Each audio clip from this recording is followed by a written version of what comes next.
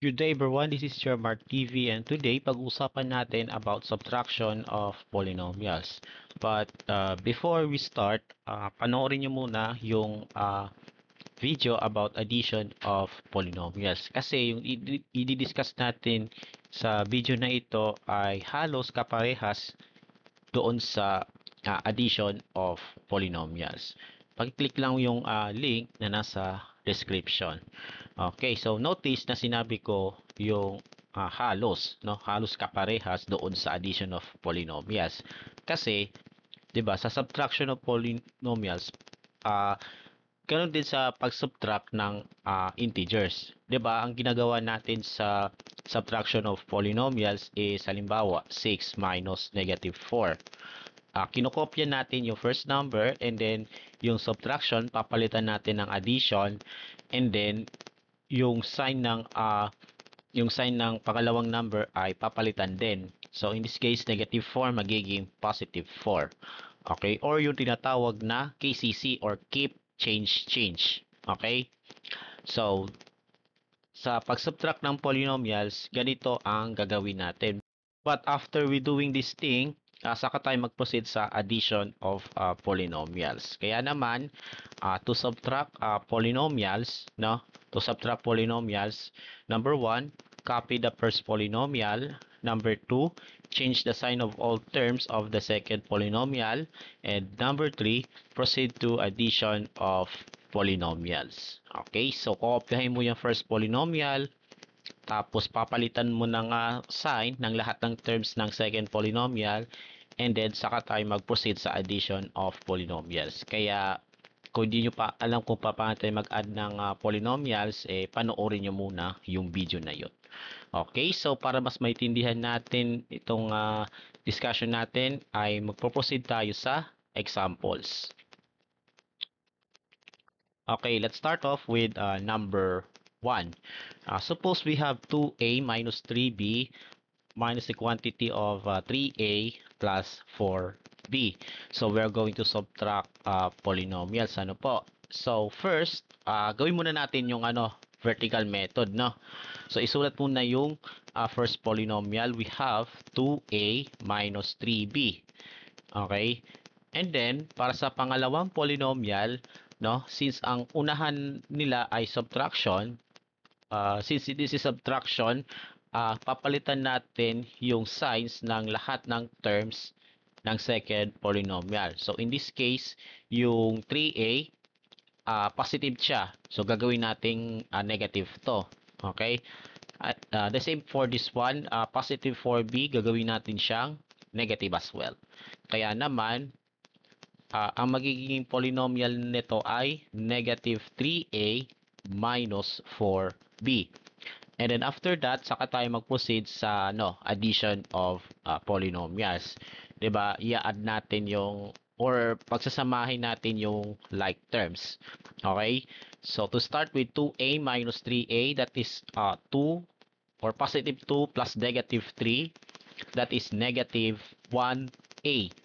But since the coefficient is 1, we don't need to write that number. So, instead na negative 1a, isulat na lang natin as negative a. Parang ganito. Ano? Ayan, negative a na lang po.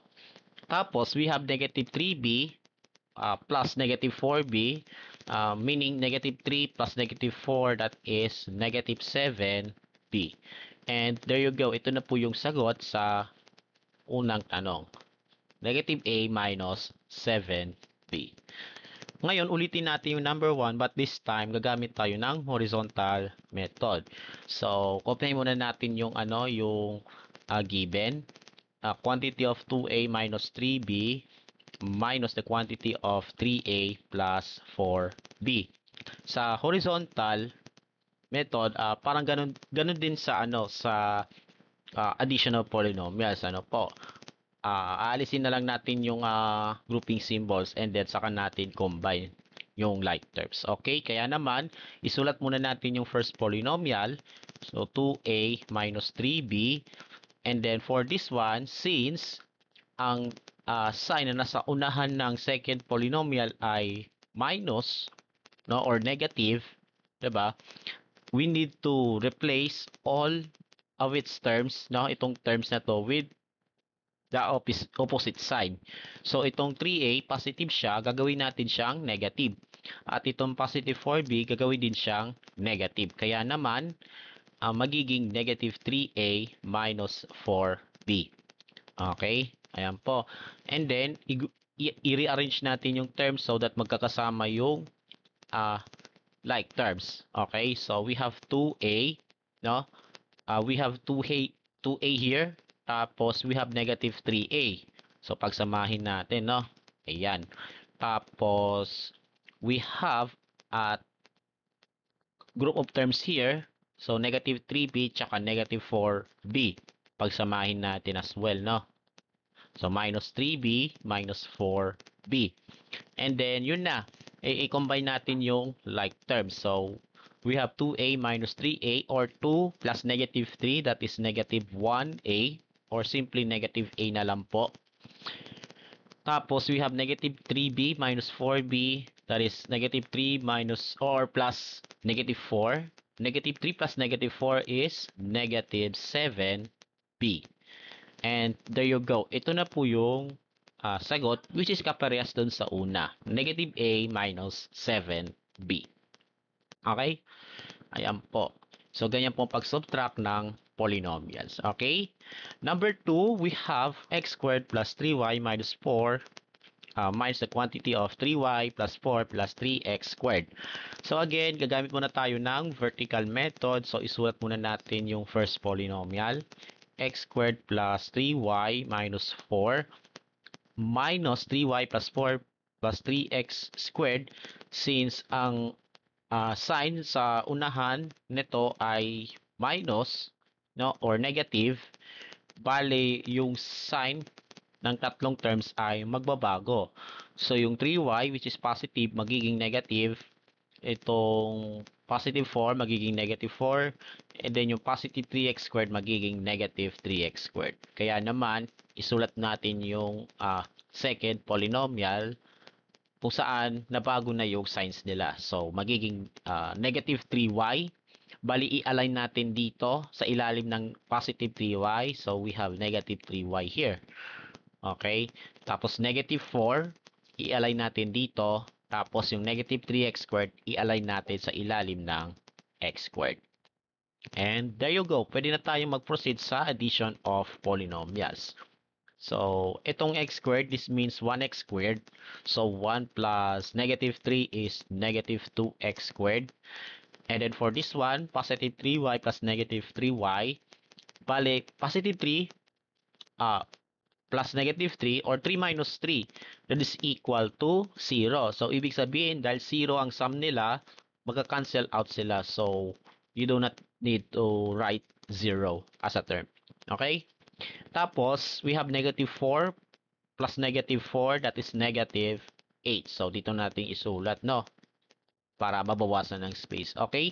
So, ayan na siya. Ito na po yung sagot. We have negative 2x squared minus 8. Ayan. And then, let's do this again.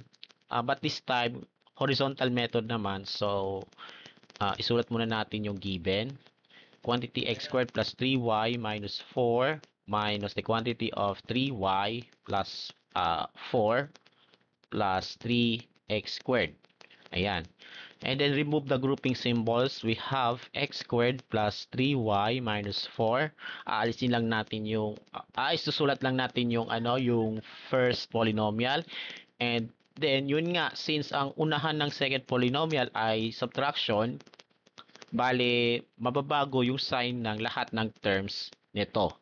So, yung positive 3y magiging negative siya, positive 4 magiging negative, and positive 3x squared magiging negative as well.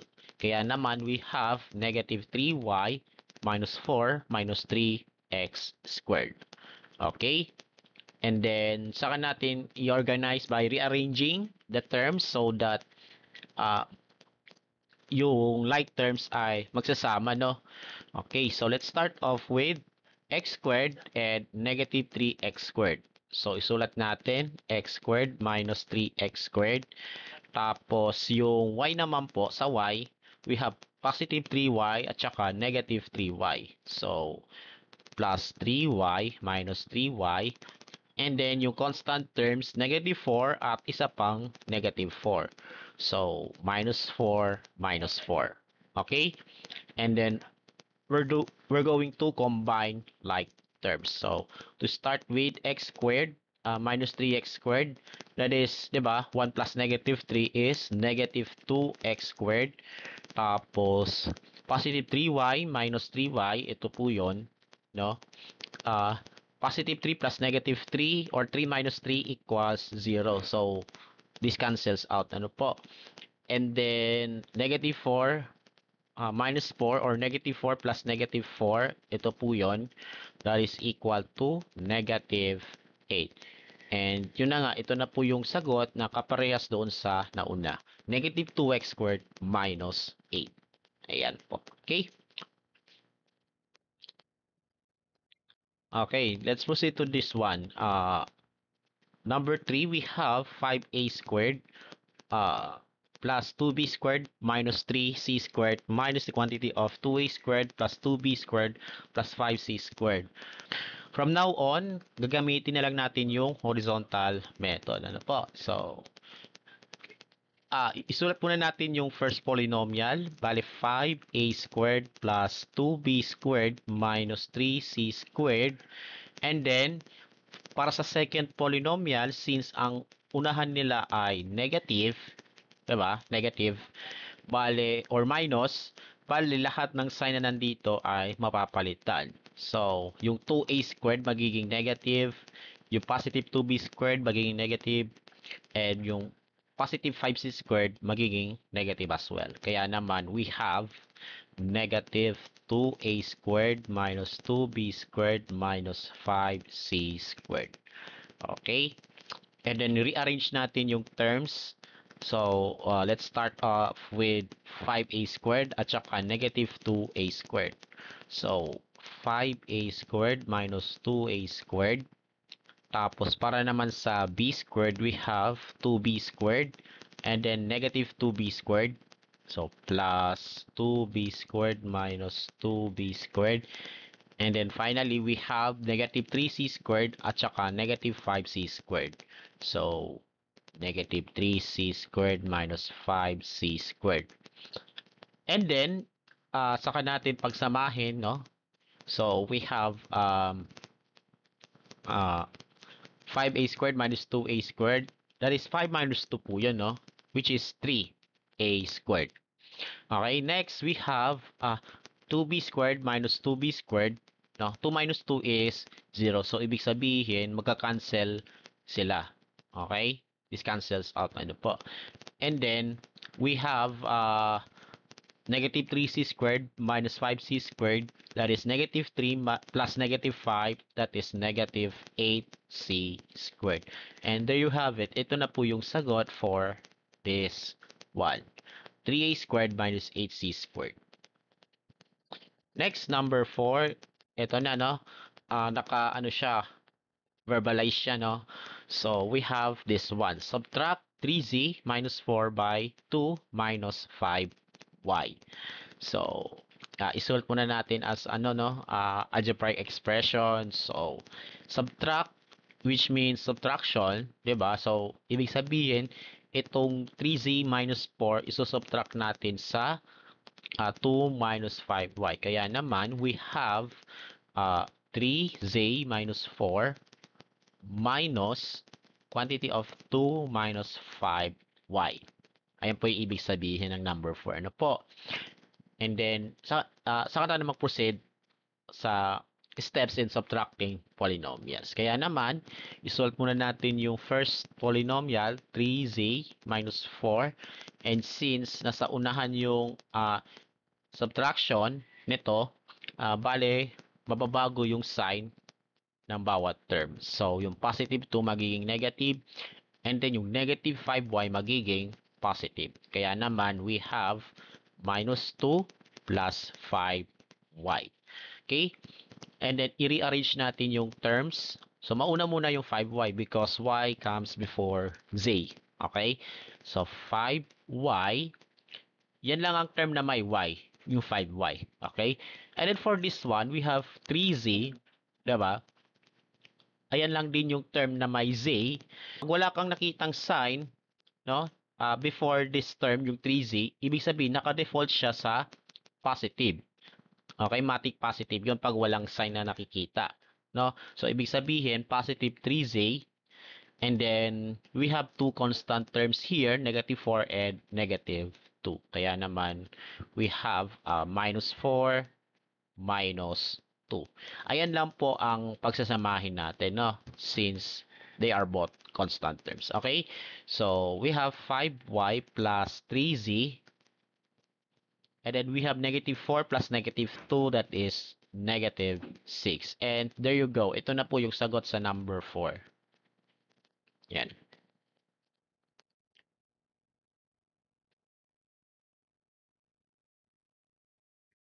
Okay, so next is number 5. Subtract x squared minus 5x plus 4 from 6x. So you notice the word from. Okay? So ibig sabihin po, kung ano man ang quantity na nasa kanan, yun ang mauuna dahil sa salitang from. So ibig sabihin, dahil 6x ang nasa kanan nun, 6x ang isusulat natin yung una. Okay? So, 6x muna bago yung polynomial na x squared minus 5x plus 4. So, 6x minus x squared minus 5x plus 4. So, ganyan po ang ibig sabihin ng number 5. Okay? And then, saka tayo mag-proceed sa subtraction of polynomials. So, we have 6x, and then papalitan natin yung signs ng lahat ng terms nito. Okay? So, yung positive x squared magiging negative, yung negative 5x magiging positive, yung positive 4 magiging negative. Kaya naman, we have negative x squared plus 5x minus 4. Okay? And then, i-rearrange natin yung terms. So, we have negative x squared. Ayan lang yung term na may x squared, no? Tapos, yung 6x, dahil walang sign na nasa kaliwa nito, sa unahan ng 6x, ibig sabihin, positive po yan, no? Kumbaga, default siya. Okay? So, plus 6x, and then plus 5x, no? 6x at saka 5x. They are like terms, no? And then, yung constant terms, negative 4 lang ang nandito. So, dito siya. Okay? And then, we're going to combine like terms. So, ito lang po ang like terms na i-combine natin. Okay, kaya naman we have negative x squared, tapos positive 6x plus positive 5x, that is positive 11x, and then minus 4. Ito na po yung sagot, negative x squared plus 11x minus 4. Okay, next, number 6. We have 2v minus u minus quantity of 3u plus 4b minus a quantity of 2u plus v. Okay, so let's do this. Isulat muna natin yung first polynomial. We have 2v minus u, and then para sa second polynomial, no, 3u plus 4b, nasa unahan nila yung subtraction sign. Kaya papalitan natin yung signs nito. So yung 3u magiging negative as well as 4b. Okay? Kaya naman we have negative 3u minus 4v. Okay? Ayan po. Ayusin lang natin. And then para sa pangatlong polynomial, 2u plus v, kaso nasa unahan din nito yung yung subtraction sign or minus sign, mababago yung sign nito. Okay? So 2u becomes negative, and then yung positive b becomes negative. Kaya naman we have negative 2u minus v. Okay? And then saka natin i-grupo yung mga terms, no? Or like terms, kumbaga, 'di ba? So we have negative u. Unahin muna natin yung u, di ba? So, negative u, negative 3u, tsaka negative 2u. Okay? Negative u, minus 3u, minus 2u. And then, para naman sa v, we have 2v, negative 4v, at tsaka negative v. So, we have plus Okay, positive yan. Positive 2v minus 4v minus v. Ayan. And then, saka natin pagsamahin yung like terms, no? So, itong negative u, this is considered as negative 1u. Kasi yan yung numerical coefficient ng negative u, eh. That is negative 1. So, negative 1 minus 3 minus 2, since pare-pare silang sign, i-add mo na lang sila, that is negative 6. Okay? And then, for this one, 2v minus 4b minus b. So, 2 minus 4 minus 1. Okay? So, ano yon? 2 minus 4 is negative 2. And then, negative 2 plus negative 1 or negative 2 minus 1 is negative 3. Kaya naman, ang sagot po dito ay ito, negative 6u minus 3v. And that's it. Ito na po yung sagot sa number 6. Okay, so let's move on to the last one. But before we answer, you have to try this one for yourself. So you may pause this video para mabigyan yung sarili niyo ng time para sagutan nito. And when you're ready, keep on watching to reveal the answer. Okay, so sa number 7 po, we have x minus x cubed plus 2 plus x squared minus the quantity of 2x squared plus 3x cubed minus x minus 1. So, let's do this. Okay, so isulot muna natin yung first polynomial. We have x minus x cubed plus 2 plus x squared. And then, again, since nasa unahan nila yung yung minus sign, nasa unahan ng second polynomial, kailangan nating palitan yung signs nila. Okay? So, we have 2x squared magiging negative to. Itong positive 3x cubed magiging negative as well. Itong negative x becomes positive and negative 1 becomes positive also. Kaya naman, we have negative 2x squared minus 3x cubed plus x plus 1. Okay? And then, i-rearrange natin yung terms so that magkakasama yung like terms. But, you know, we have to write the polynomial in standard form. So, kailangan unahin natin yung terms na may pinakamataas na exponent. Okay? Yung degree 3 o yung 3 yung exponent nila. So, unahin muna natin isulat to, negative x cubed tsaka negative 3x cubed. So, negative x cubed minus 3x cubed. Ayan. Next is, yung x squared, diba? So, positive x squared tsaka negative 2x squared. So, positive x squared minus 2x squared. Tapos, yung x naman po, para naman sa x, we have x and another x. So, positive x to, diba? So, positive x plus x. And then, para naman sa constant terms, we have positive 2 tsaka positive 1. So, plus 2 and plus 1. Okay, and then, we're going to combine like terms. Okay, so to start with, negative x cubed minus 3x cubed. This is negative 1x cubed. Ano po? So, negative 1 plus negative 3 is negative 4x cubed. Ayan. For this one, positive x squared minus 2x squared. So, this is positive 1. No? So, 1 minus 2 or 1 plus negative 2 is negative 1x squared. But then, again, hindi na kailangang isulat yung 1 as the coefficient. So, ayan na siya. Negative x squared na lang siya. Tapos, we have positive x plus positive x or x plus x na lang po, no? Which means 1x plus 1x, this is equal to 2x. And then finally, 2 plus 1 is equal to 3. And that's it. Ito na po yung sagot sa number 7. Negative 4x cubed minus x squared plus 2x plus 3. Let's see kung tama kayo. Okay? And that's all for today about subtracting polynomials. So, just keep on practicing those things. Okay? So, sana nakatulong sa inyo tong video na ito and i-share nyo ito sa mga gustong matuto nito. Okay, so do not forget to subscribe to my YouTube channel for more videos and follow me also on my TikTok account. As always, thanks for watching and have a great day to all.